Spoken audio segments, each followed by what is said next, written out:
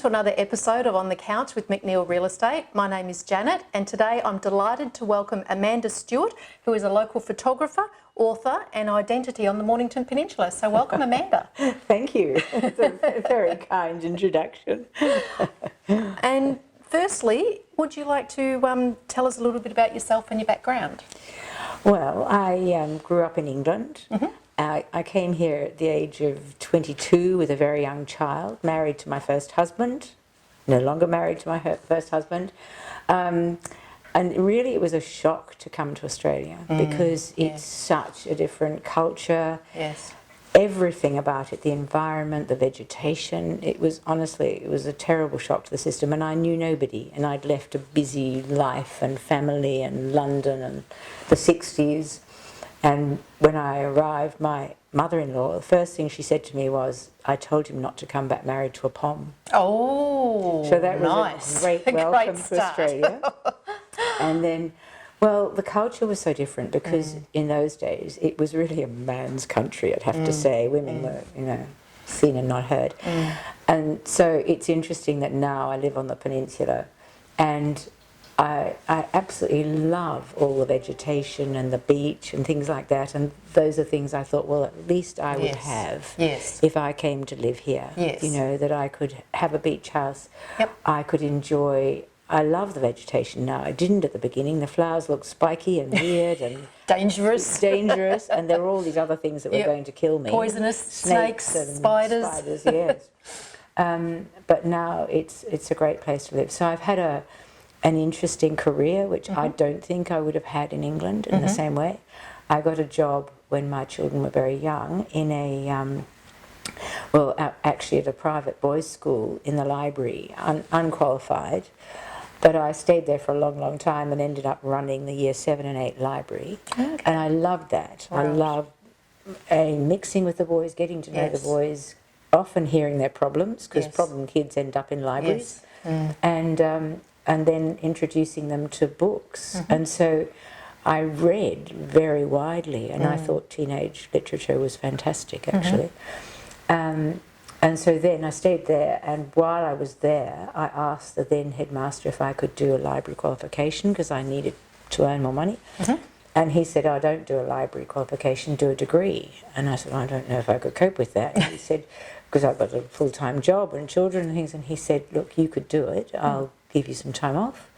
So I did that. Took me 7 years, part-time, but all the time I was at the library. And then I spent a couple of years doing a dip ed, and so I taught for 8 years. And then I loved the teaching, hated the whole way schools work, the admin. I was already getting on. I had to go on camps and, it's going to be pee in the bush and all that.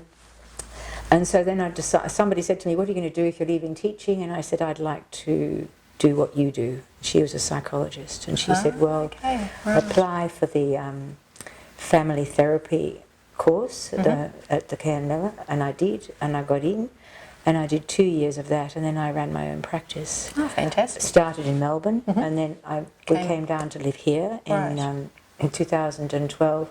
So I continued on. I had a little room I used as my consulting room, and that was a great experience. Probably the best job of my life. Yes. Really. Wonderful. Oh, that's and fantastic. Then 4 years ago I went to France with my husband, and he was doing a residential French course and for a week, and I thought, what am I going to do for the week? And I thought, I know, I'll just go and do a photography course. Why not?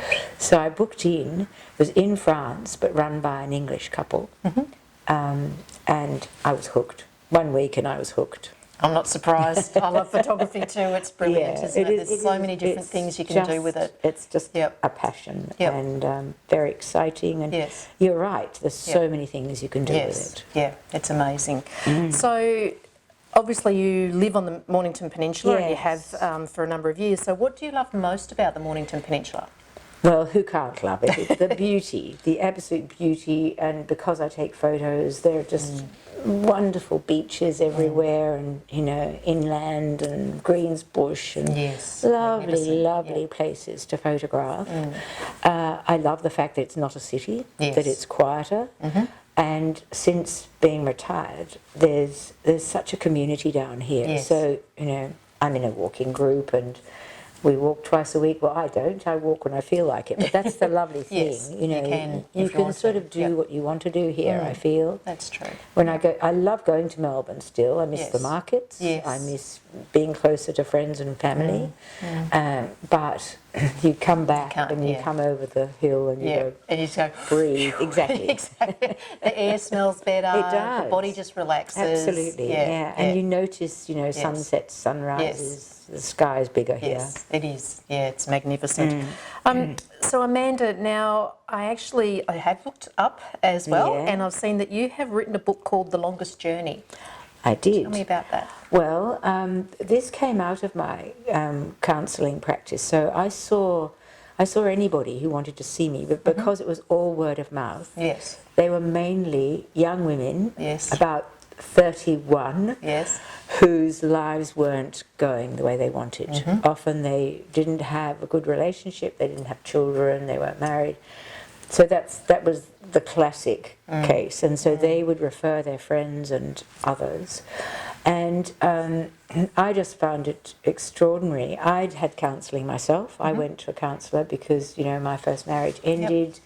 I had a pretty unusual childhood. Somebody called it functional yet dysfunctional, and I think that, or the other way around, I think it was dysfunctional yet functional. Pretty much it. So I ended up finding an excellent counsellor, and I realised later that I just counselled like he did. Yes. I just did the same kind of thing of getting people to identify what their real core distress was. Yes. And which often isn't the obvious one. No, it that's may right. not be obvious. And so a year after I'd seen them, I interviewed ex-clients about why they had come to counselling, what changed, where they were at in their lives then. And so then I had to put it into a coherent book. Yes. And so I did it in chapters of the young girl becomes a woman and the young boy becomes a man, the impossibility of marriage, and Yes. dreams. I think dreams are very important. Yes. So I explored a whole lot of those things in the book, and I think it's helped a lot of people. I hear from random people every now and again. Fantastic. You know, somebody not long ago got it in a swap shop, and she said, I could have been reading about myself. Really? You know, Wow. there've been quite a few things like that, which is lovely. It doesn't make any money. You don't make money from books. No, you don't. But as you say, But if you it's can help very people, rewarding, and it's a fun thing to do, I Yes. think. I still like the book. You know, sometimes I give it to somebody or I sell it to somebody and I pick it up and I look at it and I think, oh dear, is this book okay? And I think, actually, it's a good book. No, that's fantastic. That's brilliant. Now, also, you're a poet. Well, I'm not really a poet, but every now and again, a poem comes out of me pretty much fully formed. Does it? And I did go to a class in Mornington for a brief period, but it wasn't really me. We would talk about something, talk around a topic, and then have 20 minutes to write the poem. Well, if the topic didn't grab me, I couldn't do it like that. No. But the poems I've written have just come out of me. Yep. I've just been, you know. Yep, and out it comes. But I don't call myself a poet at all. I haven't written anything since I wrote one, which I think is on my website, about being able to see differently. And that was fun. I loved doing that. Yep. That was about photography and seeing, really. Yes, yeah, that's brilliant. And it's good connecting the two as well. Yeah, it is. both sort of artistic sides. So with your photography, I've also seen that you have actually created a book. I have. This is just a selection of about 20 photographs on the Mornington Peninsula. Oh, good. Because that's what people always are looking for. Yes. So they're photos of, you know, the back beaches, sunset. There's a greens bush photo that I really like. Yes, it's just a very simple, basic book of photos. Yeah, and I'm going to sell it at my. I've got an exhibition coming up, and I'm going to sell some copies there if people are interested, you know. Oh, fantastic. Yeah. Oh, that's brilliant, Amanda. So do you only photograph on the Mornington Peninsula? No, I like street photography. I have days in Melbourne where it all just happens and people sort of, people are posing and I say, can I take your photo? And they say yes. And it's just fun. And there's a guy who plays, he's actually non-Aboriginal, but he plays the didgeridoo. And I've taken his photo quite often. He's a great person to photograph. So, I take them everywhere. I've also actually got a couple of jobs that I do. This has just happened recently. I photographed the Peninsula Chamber musicians at their concerts, and that's wonderful. That'd be amazing. It is. Yep. It's hard because you obviously can't use a flash. No. And some of the venues, the most recent venue was a modern church, and with a lot of very bizarre things behind the musicians. So, but it's lovely. It's such a creative outlet to do that. So, so that's been good. Oh, that's fantastic. So what is your favourite style of photography? Well, it was landscape. That's certainly how I began. But recently it's far more about portraits and people. Yep. I think the trouble with landscape photography is there are just so many landscape photographers, and people have got iPhones and they can actually take really good photographs themselves. So I think that it's all been done, and unless you want to get into filters and things, which I don't really want to do, and I don't go out in the middle of the night and do the aurora. No, I don't do any of that. So I still take landscapes and I love it, but I'm enjoying taking portraits of people and That's fantastic. So are you planning to write another book soon? No. Every time I do anything major, I think, why do I do this? This is too much. This is too much. Don't do it. There's too much work to do. Look, I might. I might. The exhibition I'm doing, a friend of mine keeps saying, this is going to be a book. This is going to be a book. So I don't know. I don't know. Maybe it will. Maybe. I don't know. Okay, well, we'll wait and see what happens. Yes, So with your artwork, so your photography and obviously your books and so forth, do you have anything on display that people can have a look at? Not as such, not really, but I am having an exhibition, so they'll see the kind of work that I'm interested in doing then. But I don't have a gallery or anything like that, you know. The book shows it. I've got a website which needs a bit of work, and I can be found on Facebook, of course, Amanda Stuart Photos, so they can see the kind of things that I do there. That's fantastic. So that's what I was going to ask. How do people find you?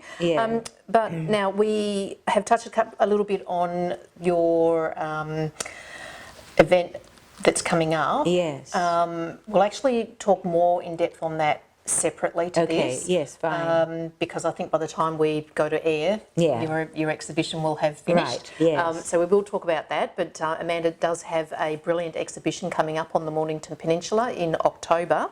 But we'll come back to that. So in the meantime, what do you do when you're not working? I walk. I go for long walks. I learn Tai Chi. I do Tai Chi in Sorrento, which is wonderful, with a great group of people. I don't know. Sometimes I wonder what I do when I do. But photography takes a lot of time. A lot of time, yes. Because you're out taking photos. You're mixing with other people who take photos. But also you're organising the photos and a bit of editing and things like that. I love all that. I really like it. I read. We've got lots of grandchildren. They're getting a little bit older now. We used to have them to stay a lot, so school holidays were always chaos, but lovely. They're a bit older now, so they don't come as often. Doing their own things now. But I don't know. I just seem to keep very busy. I'm enjoying my retirement immensely because you can do all these creative things that I couldn't do before. That's true. I don't know why I didn't take. I always took photos. I've taken photos all my life, but it's only since doing that course that Yes. I bought a proper camera, Yes. spent a fortune on lenses, you know. I know that feeling. keep it all secret, how much you spend. That's right, don't tell anyone. No, that's been brilliant. Amanda, thank you for joining us. It's been great to learn more about It's been you. very nice indeed. So that concludes another episode of On the Couch with McNeill Real Estate. Thank you for watching.